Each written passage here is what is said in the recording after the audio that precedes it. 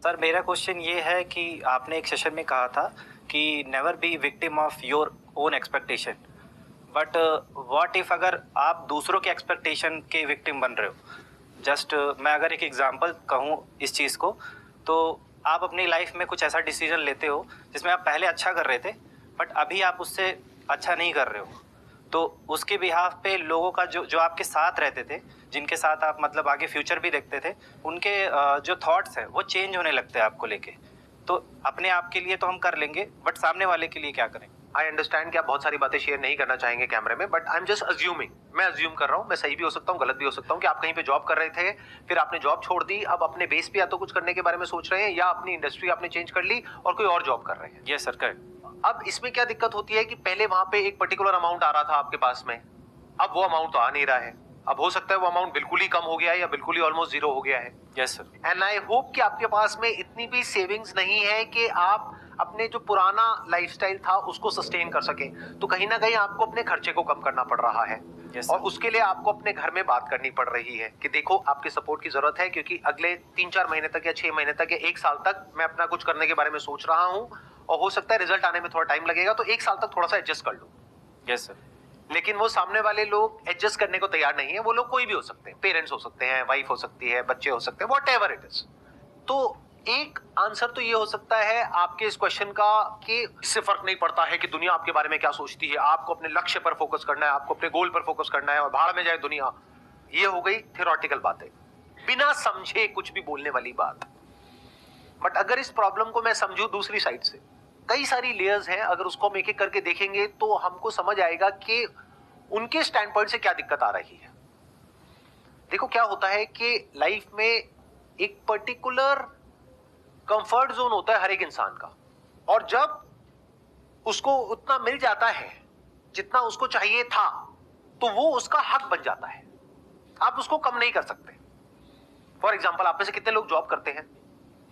मेरे को एक बात बताना, मैं ठीक कह रहा हूं या गलत कह रहा हूं, कि अगर एक बार को आपकी सैलरी ना भी बढ़े साल के एंड में तो इतना फर्क नहीं पड़ता, लेकिन अगर आपकी सैलरी 5% भी कम कर दी जाए तो फर्क पड़ता है? नहीं पड़ता है, बहुत पड़ता है। ऐसा क्यों हो रहा है? क्योंकि जो हमको मिल जाता है वो हमारा राइट हो जाता है, फिर हमको ऐसा लगता है कि हमको जो मिल गया है वो हमसे कोई छीन रहा है। जैसे किसी को आप सोसाइटी में एक प्रिविलेज दे दो, फिर उनसे वापस लो, देखो क्या होगा, अगले दिन प्रोटेस्ट शुरू हो जाएगा। मैं अपनी बात करूं, मेरी फैमिली में मेरी वाइफ है, बच्चे हैं, पेरेंट्स हैं, उन सबका अपना एक लाइफस्टाइल है, उन सबका अपना एक वे ऑफ लिविंग है।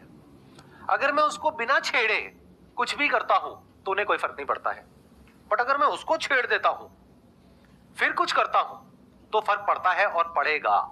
अब आप ये नहीं कह सकते कि फर्क ना पड़े, क्लैशेस होंगे, क्योंकि आपका डिसीजन सिर्फ आपका डिसीजन नहीं है, उसका असर उनकी लाइफ पे भी आने वाला है।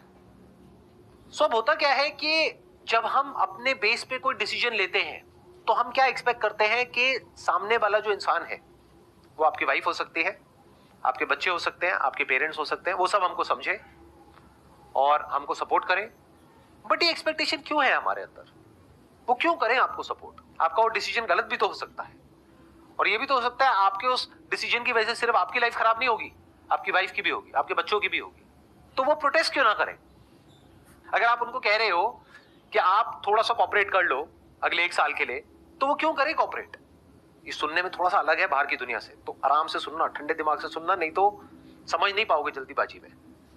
हमारा माइंड बहुत जल्दी कंक्लूजन्स को ड्रॉ करता है और डीपली कभी नहीं समझ पाता है। तो क्या हो अगर मैं आपसे ये कहूं कि आपकी जो फैमिली है, मतलब कि आपकी वाइफ है, बच्चे हैं, उनके लाइफस्टाइल को बिना छेड़े जो करना है वो करो, और पहले एक ऐसा स्ट्रक्चर बना दो कि उनके लाइफस्टाइल पे कोई असर ना आए, फिर जो करना है वो करो। बट अगर आप कोई इतना बड़ा रिस्क ले रहे हो कि उनको 1 साल तक कॉम्प्रोमाइज करना पड़ेगा, और आपकी अगर कैलकुलेशंस गलत हो गई, and there is a strong possibility कि वो कैलकुलेशंस गलत होगी, क्योंकि हमारे 90% डिसीजंस लाइफ में सही नहीं होते हैं, specially related to business and self employment. There is a 90% possibility आप फेल होने वाले हो।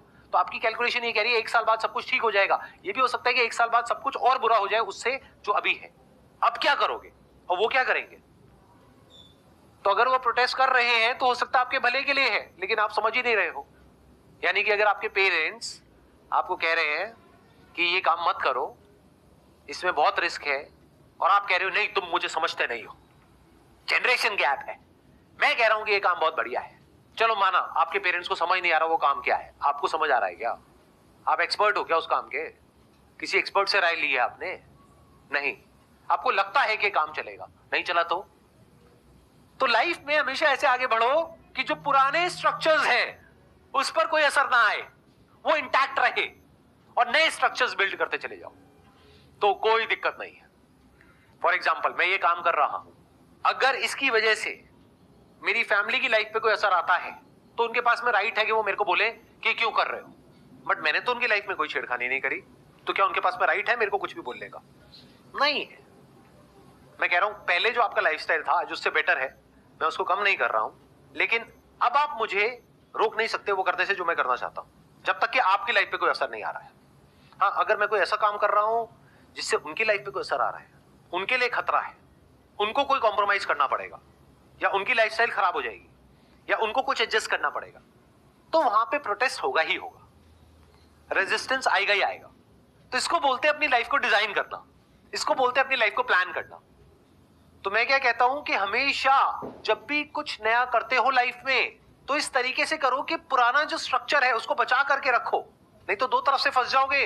एक तरफ से एक नया स्ट्रक्चर जिसको आप बनाने की कोशिश कर रहे हो, यानी कोई नया काम कर रहे हो या कोई नया रिस्क ले रहे हो, एक तो वहां की टेंशन जो बहुत बड़ी टेंशन होती है, कुछ भी नया क्रिएट करने में बहुत बड़ा रिस्क होता है, कोई भी नया स्टेप उठाने में बहुत बड़ा रिस्क होता है, फिर चाहे आप जॉब में अपनी इंडस्ट्री को चेंज कर रहे हो चाहे कोई नया काम कर रहे हो, तो एक तो वहां की सरदर्दी प्लस जो पुराने स्ट्रक्चर को आपने छेड़ दिया है वहां की प्रॉब्लम्स, तो आप दोनों तरफ से फंस जाओगे।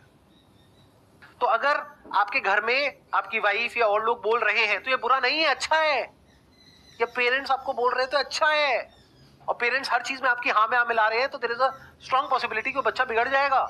बेटा तुझे क्या चाहिए, ये चाहिए, ले ले, तो that child will start taking everything for granted. इसलिए कई बार क्या होता है कि लाइफ में जब ऐसे कुछ मोमेंट्स आते हैं तो हमें करना क्या चाहिए, हमें रुक करके आराम से ठंडे दिमाग से एक पेपर पेन लेना चाहिए, वहां पे प्लस लिखना चाहिए, माइनस लिखना चाहिए कि ये जो मैं काम करने वाला हूं, बीच में एक लाइन खींचनी है कि इसके क्या प्लस है क्या माइनस है। तो हो सकता है आपको खुद समझ आने लग जाए कि इसके माइनस ज्यादा है प्लस कम है, तो हो सकता है आप रीथिंक करो अपनी उस पूरी की पूरी स्ट्रैटेजी को कि मैं इतना बड़ा स्टेप उठाऊं भी या नहीं, या अभी उठाऊं या 5 साल बाद उठाऊं, या जिस तरह से मेरे को लगता है कि इस तरह से स्टेप को उठाना चाहिए, क्या इस तरह से उठाऊं या किसी और तरह से उठाऊं।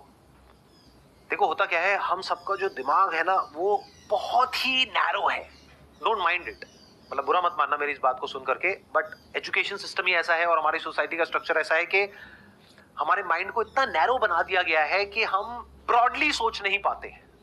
यानी हम ये नहीं समझ पाते हैं कि जो मैं करना चाहता हूं उसको करने का सिर्फ एक तरीका नहीं है, उसको करने के लाख तरीके हैं, क्योंकि जिस काम को आप छोड़ रहे हो और कुछ नया करने के बारे में सोच रहे हो तो उसके अलावा भी और ऑप्शंस हैं या नहीं है, या वही बेस्ट ऑप्शन है। How do you know that is the best option? There might be some other options which are much better than this. यानी आपकी एक प्रॉब्लम है कि मुझे ये काम छोड़ना पड़ेगा, ये काम करना पड़ेगा, ये बहुत ही बेसिक लेवल पे आप चीजों को देख रहे हो। ये भी तो हो सकता है कि मैं ये भी करूं, ये भी करूं, ये भी करूं, ये भी करूं, ये भी करूं, और हर चीज को मैं ऑटोमेट कर दूं या फिर डेलीगेट कर दूं, या फिर ये मैं फुल टाइम बेसिस पे करूं, ये मैं पार्ट टाइम बेसिस पे करूं। ये भी तो हो सकता है ना।